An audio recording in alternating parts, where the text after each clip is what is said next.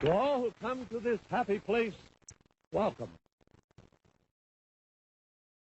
Now I know upon seeing the title of the video a lot of you know what I'm going to be talking about today, but I have good news. I'm going to be diving into different specific illusions that Disney uses to heighten the immersion, and if you have no idea what I'm talking about, hey, I guess you're in the right place too, because I'm going to be introducing these illusions to people who have never heard of them before and have absolutely no idea what I'm talking about right now. The Disney parks are a place that put immersion and storytelling on the top of their list. Number 2 on that list would be, I suppose, putting gift shops at the end of attractions, because it's very important that you buy that merchandise. Imagineers are masterful storytellers, and they have ways of pulling the wool over guests' eyes, that way they don't realize they're in the middle of downtown Anaheim, California, or in a Florida swamp. So today we will be taking a look at how Disney tricks not only your eyes, but also your ears, nose, and the mosquitoes around Disney property into obeying their every whim. Today we will be taking a look at how millions of guests every single year fall for Disney's tricks, and how you, yes you specifically, yes I can see you there watching this video, how you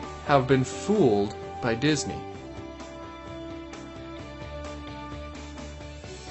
Now we all know Walt Disney was a visionary, and he liked his audiences to be completely immersed in whatever movie his studios would put out. Things like the multiplan camera gave audiences a feeling of depth in animated scenes for the very first time. Animators would have actors act out scenes from the movie, this way they had something they could base the character's movement off of. Not only would this give the animated characters a realistic way to move, but it would also sometimes influence the character design itself to be reminiscent of that actor.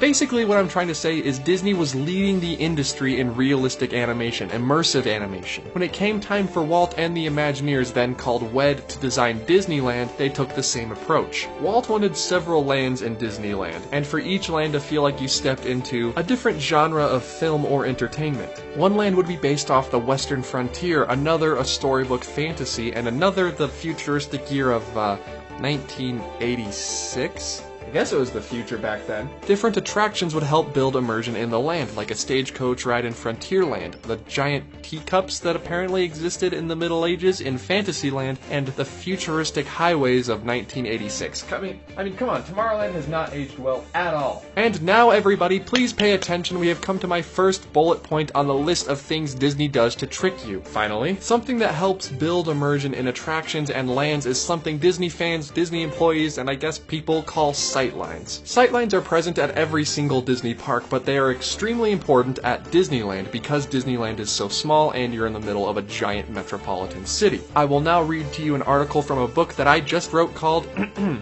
Idiot's Guide to Maintaining Sightlines at a Theme Park. Step 1 to maintaining sightlines at one's theme park is to build a berm. Now you're saying, what is a berm? Go ahead, say it, even if you know what it is, say it. A berm is a very advanced piece of technology. A berm is defined as a flat strip of land, raised bank, or terrace bordering a river or canal. Basically, what do you do to your Disney theme park if you don't want the Southern California atmosphere to seep inside Disneyland? You build a wall out of dirt. And that's exactly what WED did. They just gathered a bunch of dirt and built a massive dirt wall surrounding Disneyland called the berm and put the railroad on top of it. The Magic Kingdom in Walt Disney World also features a berm, but Disney California Adventure over there, across the way, does not feature a berm and allows you to see the Anaheim Convention Center while you're inside the park, thus breaking rule number 1 of how to maintain sightlines in a theme park: build a berm. A point that I see raised often is that Guardians of the Galaxy Mission Breakout ruins the sightlines of Hollywood Land, Buena Vista Street, and Bugs Land. And well, I guess I'm just gonna be blunt here, it definitely does. But a point I don't see raised as often is that why is there a castle at the end of a turn-of-the-century Main Street? And that reason is because, ladies and gentlemen, Walt Disney wanted you to work your way down Main Street towards the castle with your goal upon first entering the park to reach the castle. The castle is a great example of what Disney fans affectionately call a weenie. Yeah. Weenie. This is a structure that is meant to be the focal point of a land or area, like the castle in Fantasyland and Main Street USA, or Big Thunder Mountain in Frontierland. If Disney Imagineers put something large and imposing in front of you and shuffle you down a path towards that object, it's just a natural way of keeping the crowds moving through the park. But I kind of lie when I say the castle and Big Thunder Mountain are large and imposing. Rule number 2 of maintaining sightlines in a theme park. Forced perspective. Now this is a problem Walt Disney encountered early on in the making of Disneyland. He couldn't make every single building a one-to-one scale. Instead, he had to make them a one-to-one scale on the bottom, but the further you move up the building, the smaller the features get. Because the features are getting smaller as they move up the structure, it feels like the structure is taller because the features feel like they're getting further away. Does that make sense? Now before we move away from sightlines, I just want to mention something that's fun about the size of Disneyland. If you go to Adventureland towards the Tiki Room and look up to the top left of the Tiki Room, you will see the Jolly Holiday and the Tiki Room merging into one structure. This Yesterland picture is the only picture I've managed to find of what I'm talking about on the internet. See, you can see the thatched roof of the Tiki Room melding into the Victorian style of the Jolly Holiday. I think this sudden transition is extremely awesome and something you can only get at Disneyland. And now we close the Sightlines book and move on to another way they trick your eyes, and that is painting things a very, very special color. Now whether you're a Disney fanatic like myself or just an average tourist to the parks, you've probably seen this color around, but maybe you haven't quite noticed it. This special shade of green is referred to by Disney fans and sometimes Disney themselves as no-see-um green. This is a very special shade of bland, grayish green that you see very often in the parks, but you may not always notice. The color was created with the idea that the common eye would just glaze right over it. Because this color is the epitome of neutral, it's very easy to just glance right past anything that's painted in this color. Disney paints things like electrical boxes on the side of attractions this color. Things like fences and construction walls are also colored no-see-um green, because I guess Disney doesn't want to give you the idea that sometimes they do construction. Famously, the old Club 33 door is also colored no-see-um green, not the new one though. The new one's more of a cute blue color, because they want you to see this one, you know? But don't go thinking you can paint your entire house this color and go unseen by your neighbors. Disney keeps the formula that they use for this specific color completely secret. So remember, next time you're in the park, pay very close attention to your surroundings. You may end up noticing something that Disney doesn't want you to see. Oh, and I'm not talking about like super dark secrets or anything. It's probably just like a show building or a trash can or something. But now we move on from how Disney tricks your eyes to how Disney tricks your other senses, in this case specifically how they trick your nose. Now lots of Disney fans are familiar with the smellitizers, and if you're not, don't worry, I'll explain them. When you're walking down Main Street USA towards the castle, your senses are being bombarded, not only visually but also smellingly? Aromatically?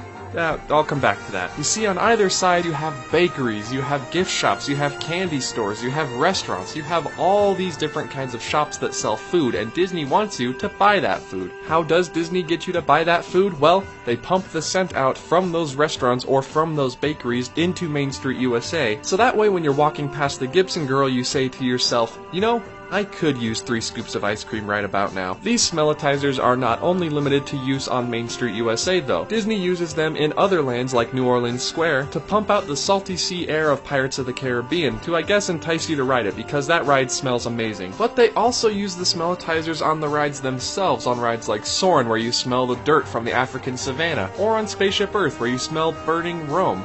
As odd as that is, I enjoy the smell immensely. All of Disney's individual food carts are also equipped with these smellitizers, allowing you to smell the popcorn as you walk past, or the delicious churro. Something that not only improves guests' sense of immersion in the parks, but also ties into sightlines are the backstage areas. Sometimes at Disneyland, guests' immersion would be ruined by seeing a Tomorrowland cast member walk through Frontierland, or a Frontierland cast member walk through Main Street USA. I mean, just what the heck is a person from the future year of 1986 walking through the American Old West? When it came to building Walt Disney World in Florida, Disney knew this was a problem, and they took it upon themselves to fix it. Disney came up with the idea of the Utilidors, the utility corridors, a sort of underground tunnel system that cast members could use to navigate the park. This allowed cast members to move from Frontierland to Tomorrowland without being seen by guests. There was only one problem though. Disney had the idea of the Utilidors being underground, but you couldn't really dig down in Florida because the water level is basically right beneath your feet, not only because you were in a swamp, but also because you were in Florida. So instead of digging the tunnels underground and dealing with all that mud, Disney decided to build the Utilidors on ground level and the park above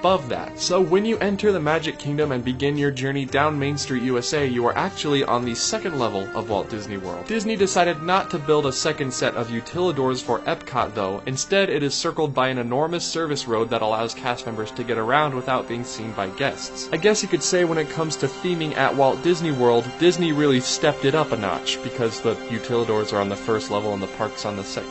Never mind. So what do you think? What is your favorite way Disney tricks your senses into believing you're actually in these environments? And did I miss anything in this video? Did I miss any of your favorite illusions that Disney uses in its parks to help build immersion? I'd love to hear from you guys in the comments down below, and of course I'm planning on releasing an idiot's guide to maintaining sightlines at a theme park at a later date. I think what we can take away from this video is that Disney are master storytellers, and they can make you believe you're in a South American jungle when you're in the middle of Anaheim, California, and they can make you feel like you're present during the burning of Rome because you can smell the smoke and see the fire when, in actuality, you're in a swamp in Central Florida inside a giant sphere. And if you manage to get a hold of the special secret formula, you are now able to make anything you want to completely invisible to the human eye, just by painting it a special shade of green.